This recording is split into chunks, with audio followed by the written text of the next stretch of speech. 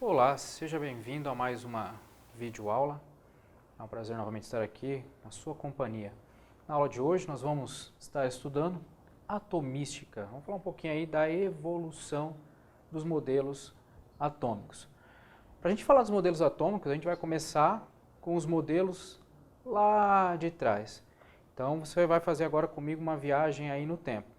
Nós vamos começar falando do ano 450 a.C. Isso mesmo, 450 a.C. Está falando um pouquinho aí sobre os filósofos gregos. Os dois primeiros filósofos ali que a gente trabalha, né, que a gente vai estar comentando, seria esses camaradinhas aqui, ó.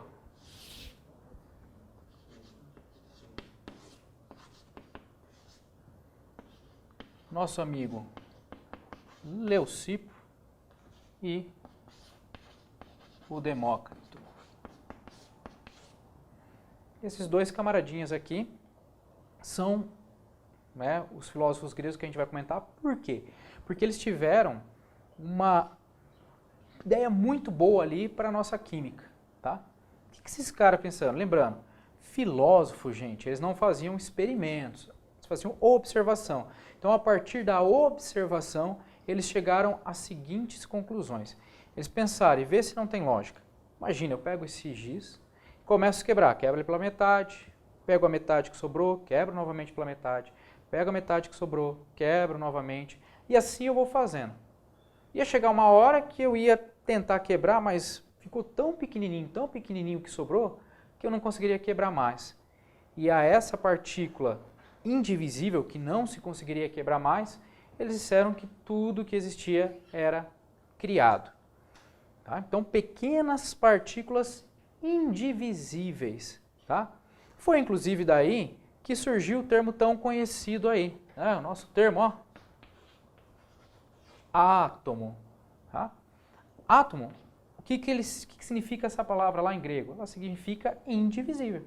Justamente porque eles falaram que tudo aquilo que se conhecia, né, era formado de partículas átomo, né? Ou seja, partículas indivisíveis.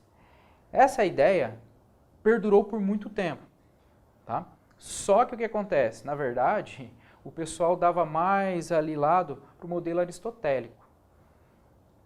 Mas teve um cara que resolveu olhar lá os livros de história, procurar um pouquinho, ver, poxa vida, tem uns camaradas lá em 450 que fizeram algo legal. De repente, se eu partir dessa premissa, fazer uns experimentos e comprovar, posso mudar a ideia de como que as pessoas estão vendo aí a forma com que tudo é criado. E olha como o tempo passou. Vem comigo aqui, ó.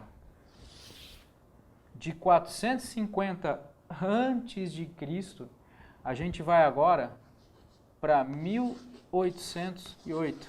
Isso mesmo. 1808. Olha o tempo que demorou para alguém pegar as ideias lá de Leucipo e Demócrito e fazer alguns experimentos para comprová-las.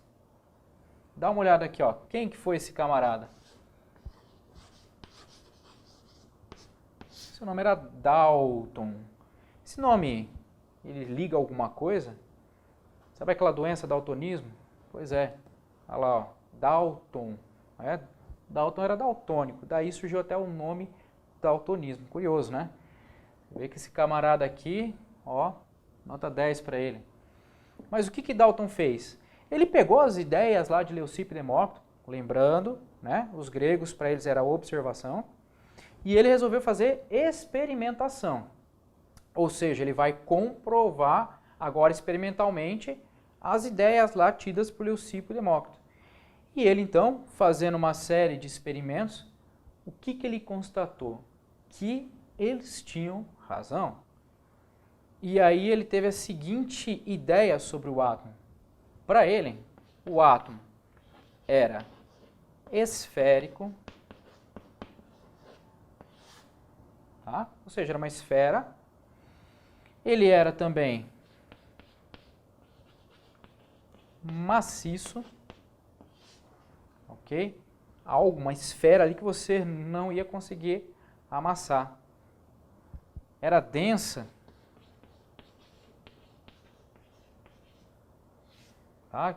Pequeno volume mais uma massa grande, tornando, né, essa partícula densa, esse átomo denso. Tá? E era rígido.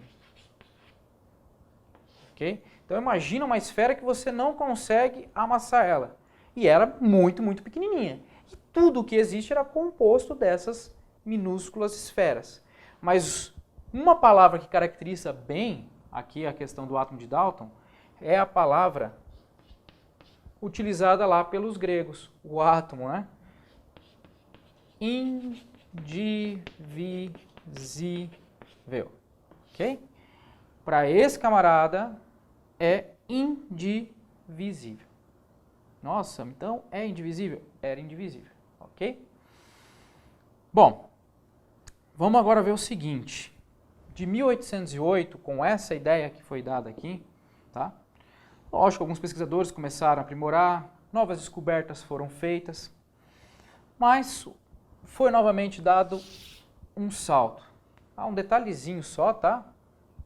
O átomo aqui de segundo Dalton, muitos gostam de falar assim que ele é um modelo que se assemelha ali a uma bolinha de bilhar, bolinha de sinuca, snook, ok? Na verdade, essa aproximação desse modelo é só para você lembrar, né? Que a bolinha de sinuca ela é pesadinha ali, densa, tá?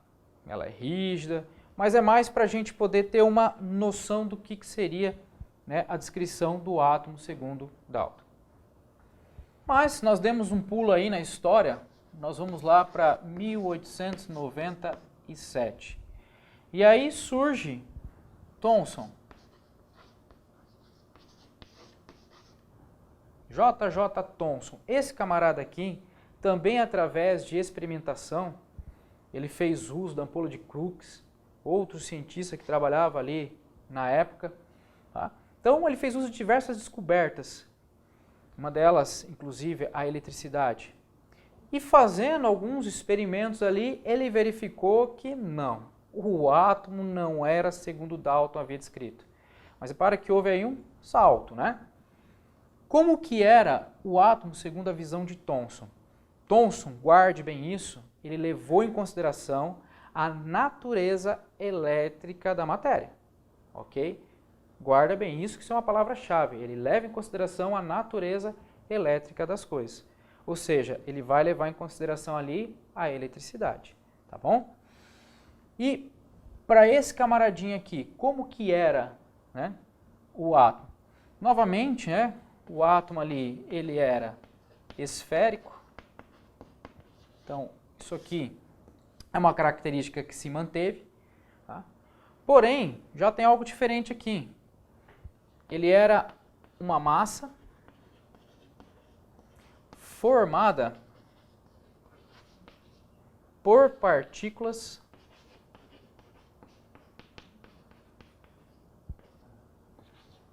positivas. Detalhe, tá, gente? Ele não sabia que partícula que era essa, era uma massa positiva, formada por algo positivo ali. Ele não soube, nessa época, descrever o que eram essa parte positiva, tá? Que era essa grande massa positiva. Porém, ele descobriu algo impressionante para a época. O quê? Ele descobriu que nessa massa, né, segundo a concepção atômica dele aqui, nessa massa toda positiva, você tinha partículas negativas, a qual ele denominou de elétrons. Então você tinha lá partículas com carga negativa, tá? Que ele chamou então, denominou de elétrons, tá? Grudadas, incrustadas nessa massa toda positiva, tá? Então, é muito comum no vestibular cair a palavra incrustada ou grudada, tá? Então, você tinha essas partículas com carga negativa grudadas nessa massa.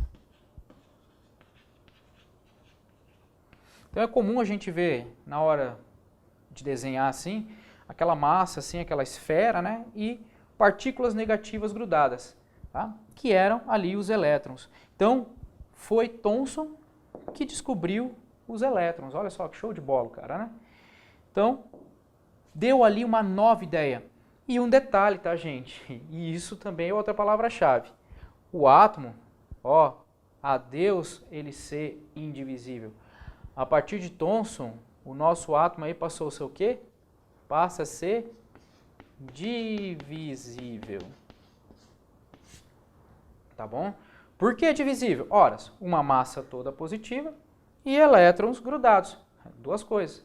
Tá? Então, se você fosse, segundo a concepção de Thomson, fazer o atrito, atritar ali alguma coisa, um objeto no outro, você retirava elétrons, né, deixando um carregado negativamente, porque ele ficava com mais elétrons, e o outro carregado positivamente, porque perdia esses elétrons. Tá? Então, essa ideia de Thomson conseguiu explicar a natureza elétrica das partículas. Então, foi um grande avanço na questão aqui dos modelos atômicos. Mas, professor, estava correto esse daí? Bom, para a época estava. Mas a ciência continua andando, né? Então, vamos andar também aqui. Eis que, em meados ali de 1910, surge uma outra ideia para o átomo. Que outra ideia para o átomo foi essa? Foi uma ideia dada aqui pelo cientista chamado de Rutherford. O que Rutherford fez? Rutherford, ele fez um experimento muito interessante.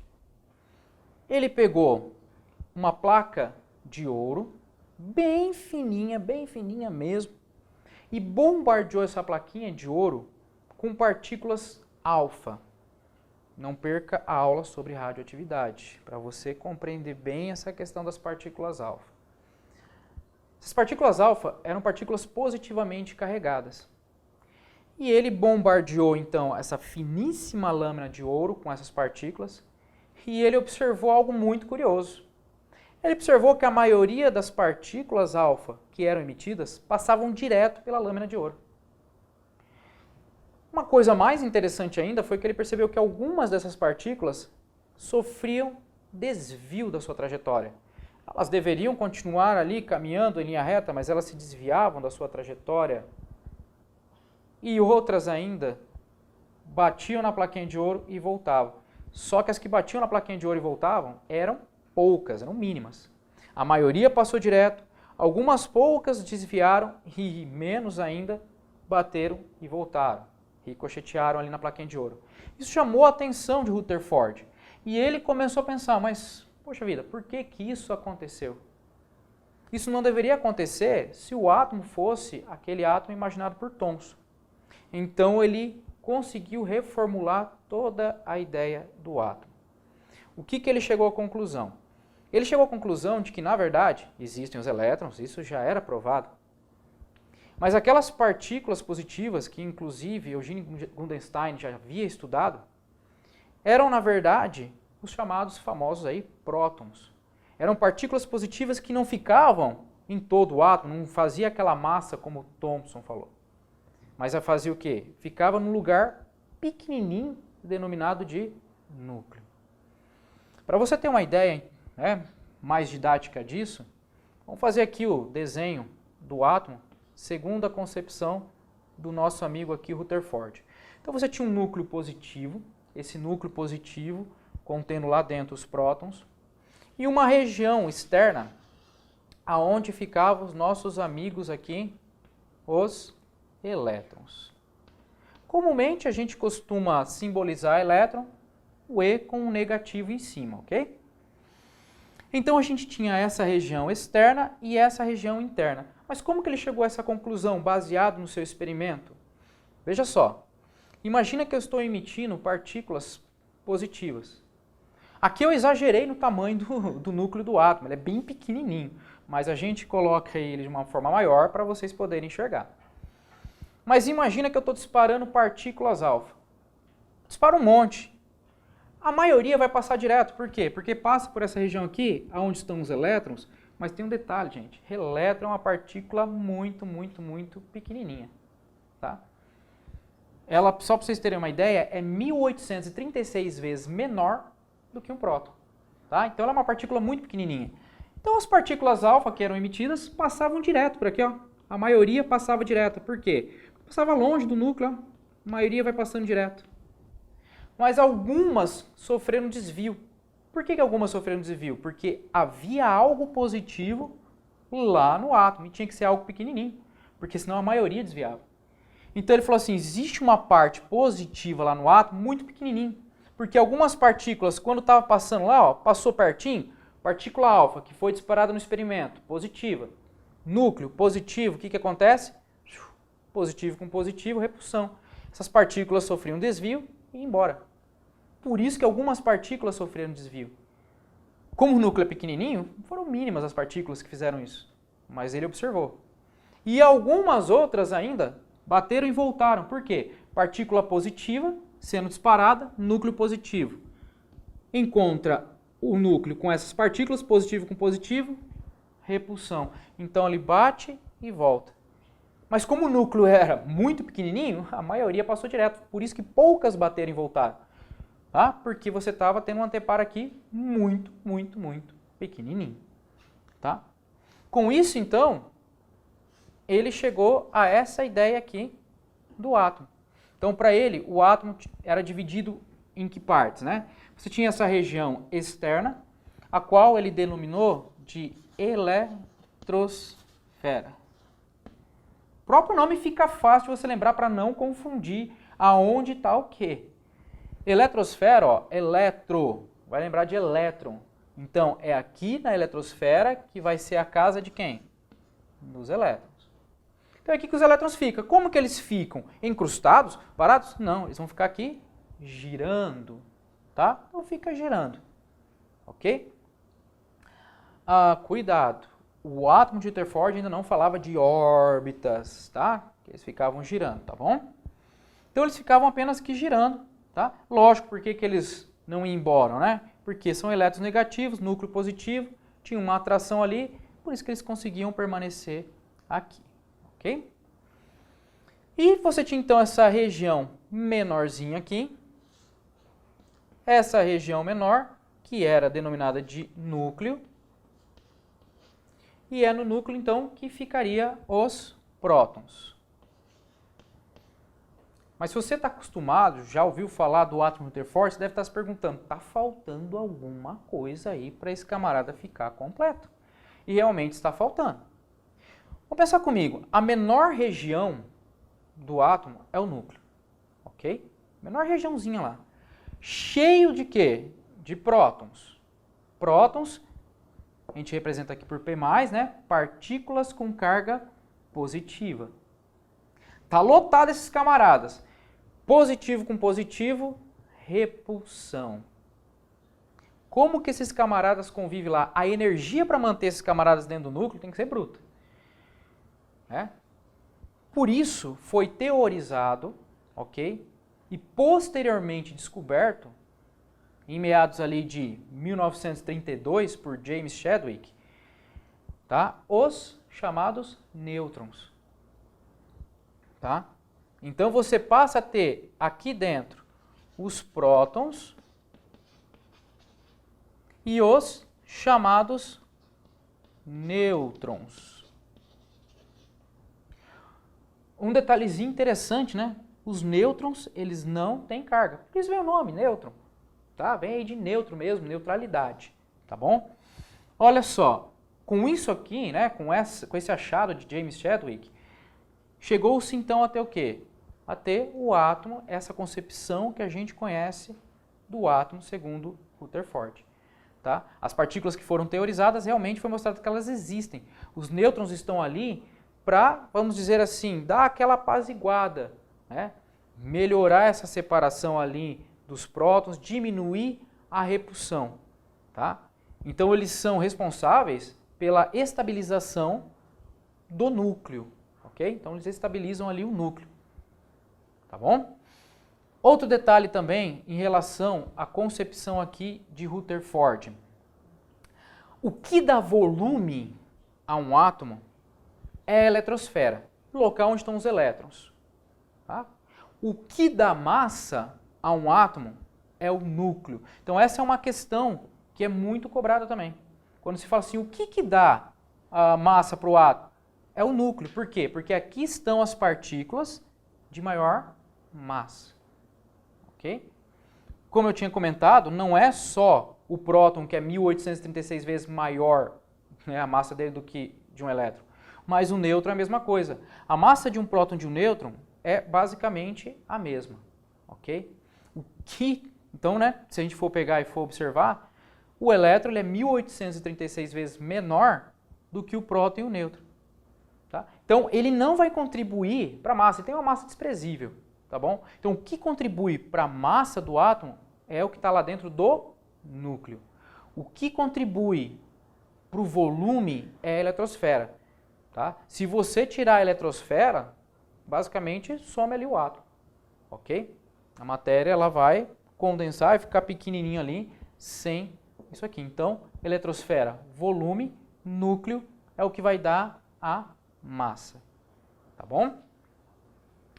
Em relação a essa concepção aqui de Rutherford, tá? Não foi a última, nós vamos ainda estudar qual foi a última concepção, mas basicamente se baseou nisso aqui, ok? Tá? Hoje a gente sabe que realmente o átomo é dotado ali de um núcleo positivo, que tem elétrons que ficam ali girando, mas disso aqui foi tirado algumas ideias, tá? E uma das ideias eu gostaria de colocar aqui, que é a seguinte: o chamado número atômico, tá? Que a gente coloca aí como sendo Z. O que é o número atômico? O número atômico ele vai nos mostrar a quantidade de prótons que um átomo tem no núcleo. Então, se eu falar assim, um átomo tem número atômico 10, tem 10 prótons no núcleo. Ah, tem número atômico 50, tem 50 prótons no núcleo. Então, o que é o número atômico? O número atômico nada mais é do que a quantidade de prótons que um átomo vai ter no seu núcleo. Ok? Então, se falar que tem 10 prótons, o número atômico é 10. Se falar que tem número atômico 20, quantidade de prótons 20. Uma coisa remete à outra. Ok? E por fim, quero deixar aqui outra coisa muito importante, que é o chamado número de massa. O que é o número de massa? O número de massa, letrinha A, ok? E ele vai nos dar uma ideia da massa. Ele não vai te dar a massa em grama, quilograma ou outra coisa qualquer. É só uma ideia, ok? Para a gente ter uma ideia da massa ali, opa, né? Quem tem mais, quem tem menos. O número de massa, ele vai ser o quê? Ele vai ser a soma dos nêutrons, ou seja, da quantidade de nêutrons que o átomo tem ali no núcleo, mais a quantidade de prótons. Tá? Como eu falei, se a gente der uma olhadinha, né, o número de massa que nos dá a expectativa, dá uma ideia da massa, ele vai pegar realmente nêutrons e prótons. Por que não pega elétron? Porque a massa do elétron é desprezível. Então ela não vai influenciar na massa do átomo. Agora, a quantidade de nêutrons e prótons, sim. Quanto mais nêutrons ou mais prótons tiver um átomo, maior vai ser a massa dele. Tá? Então isso aqui nos dá uma estimativa. Ok? Você pode lembrar aí, para lembrar certinho, ter uma ideia da fórmula, né? A gente pode brincar aí, Agência Nacional de Petróleo, né? Legal lembrar da ANP, ok? Para não esquecer, tá bom? Então lembra aqui o número de massa, quantidade de nêutrons e a quantidade de prótons que estão envolvidas ali, ok? Da aula de hoje, guarde bem essas dicas, são preciosas, essas questões de cada átomo ali, Dalton, Thomson, Rutherford, a característica principal, o que diferencia um do outro. Lembrar principalmente, né, Dalton era indivisível, a partir dele é divisível, tá? É uma questão chave ali que sempre tem caído nas provas, tá bom? Lembre-se da natureza elétrica ali em relação a Thomson, tá? E toda essa distribuição que a gente tem aqui segundo o átomo de Rutherford. Se você guardar essas dicas preciosas aqui, com certeza você vai bem aí nas provas, vai bem nos seus estudos, ok? Aguardo você na próxima aula. Obrigadão!